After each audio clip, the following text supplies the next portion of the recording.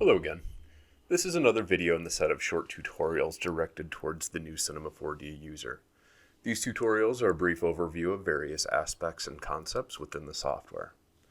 Today I'm going to be talking a little bit about constraints.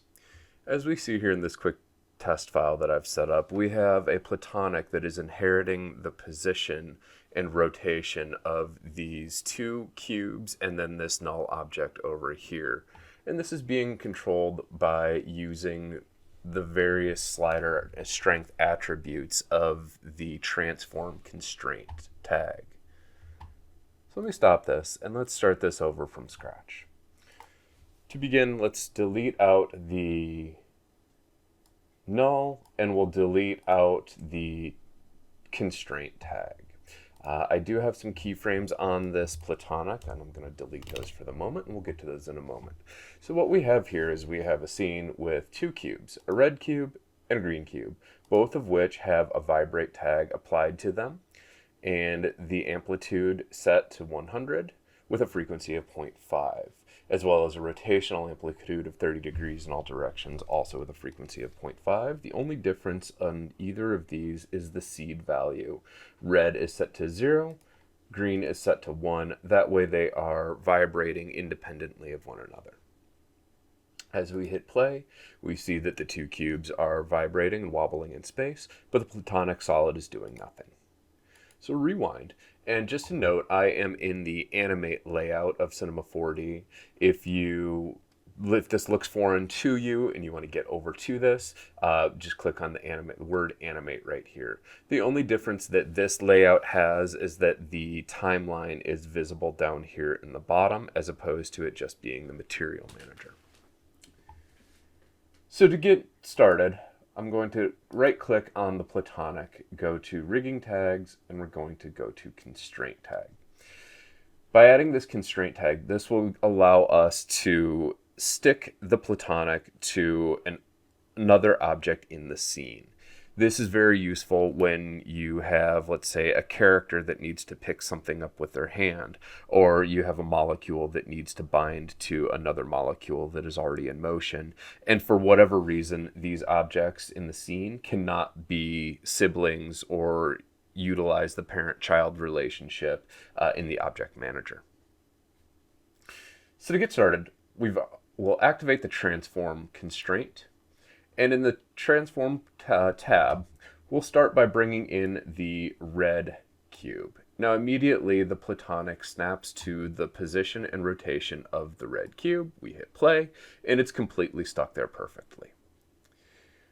Where a lot of people get confused, or at least there's issues with the constraint tag, is that if this strength is dropped down to 0 and we hit play, that platonic remains in this location. It does not automatically return to the origin where we had the platonic initially.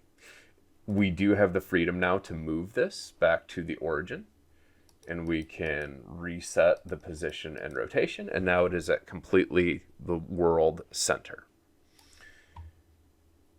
As soon as if we can set keyframes to the strength of this constraint by setting the keyframe at 0 and then moving ahead in time, moving the strength of this constraint up to 100.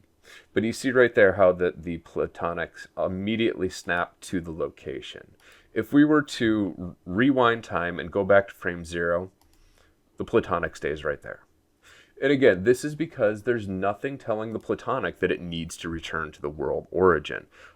All Cinema is seeing is that the constraint strength is now set to 0%, and all that will do is leave the platonic exactly where it was when that strength of the constraint was set back to 0.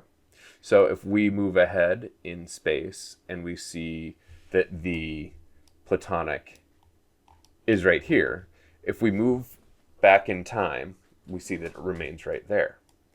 If we move up here to say frame 105 and then we jump back, we see that the frame stays up a little bit higher out of frame. This causes a lot of confusion and frustration when trying to animate scenes using constraints. But there's a simple workaround for this. If we go back to the platonic, and we'll rewind to frame 0, we can select the P and the R column, and if we right-click, control right-click on any of the arrows, we'll reset the platonic back to the origin, and we'll set a keyframe. Now, as we hit play, and the strength of the constraint bumps up to 100%, the platonic moves to where it's supposed to be.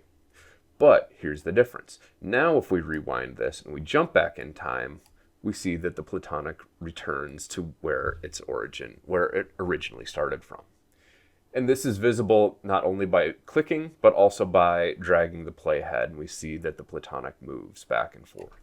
And at this point, we have the ability also, we can set another keyframe, maybe at 96, to drop the strength down to 0. And we see now that the platonic ping-pongs from location to location. Now that's utilizing the overall strength of the constraint tag. We can, however, add multiple targets to the constraint tag. And that's done by simply adding another target. We see by default that 1 is automatically created, but we can manually create an additional one by clicking Add. And now we have a blank target down here that we can drop in our green cube. If we hit play now, we see that the platonic is exactly in between the red cube and the green cube. This is because both strength weights of the constraint going to the red and to the green cube are set to 100%. If we drop one of these down to 0, the platonic will go and inherit the transformation of, in this case, the green cube. And it's not just objects that can be constrained to one another. We can also constrain objects to null objects.